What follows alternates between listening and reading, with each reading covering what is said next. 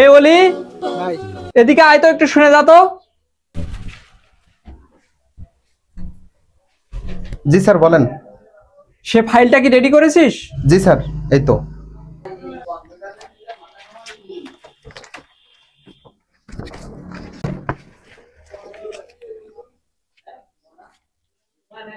এ কি করেছিস?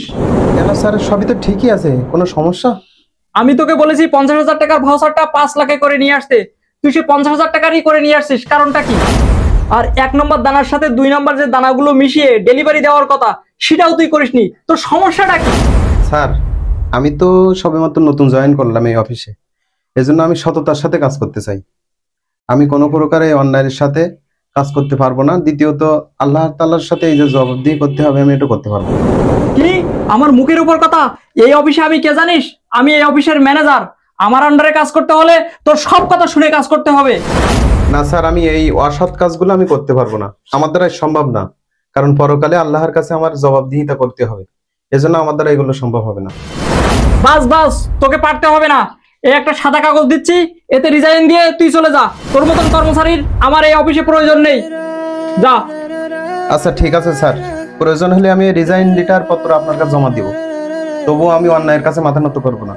ঠিক আছে স্যার, আসি। আসসালামু আলাইকুম। না, অফিসের কাজগুলো এখনো পর্যন্ত শেষ করতে পারলাম না। ফোন আসছে নাকি? ও, আসসালামু আলাইকুম। ঠিক আছে ঠিক আছে, জি জি। 4 লাখ টাকা আমার ওই ব্যক্তিগত যে অ্যাকাউন্ট আছে ওই অ্যাকাউন্ট নাম্বারে পাঠিয়ে দেবেন, আর 50,000 টাকা আমাদের এই কোম্পানির যে অ্যাকাউন্ট নাম্বার আছে ওতে পাঠিয়ে দেবেন। ওকে ওকে, সমস্যা নেই। ঠিক আছে, ওটা নিয়ে কোনো সমস্যা নেই। এক কাজ করেন, আজকে আপনি আমার ডিনার পার্টিতে চলে আসেন, একসাথে ডিনার করি। হ্যাঁ, আমার অফিস প্রায় শেষ। হ্যাঁ, আমি এখনই বের হবো আর কি। ওকে ওকে, ঠিক আছে ঠিক আছে। এইভাবে যদি প্রতিদিন কাজ কাম চলে তাহলে সাতক্ষীরার বাড়িটা করতে খুব সুবিধা হবে, বাড়িটা খুব দ্রুত টাইস করে ফেলতে পারবো।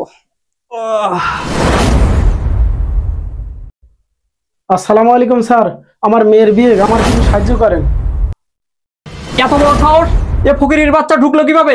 সিকিউরিটি গার্ড গুলো কি সব ঘুমিয়ে গেল নাকি? যাও, বেরিয়ে যাও, এখনই বেরিয়ে যাও। শোনো ম্যানেজার, আমাকে বের করতে হবে না। কি এত বড় সাহস আমার মুখের উপরে কথা?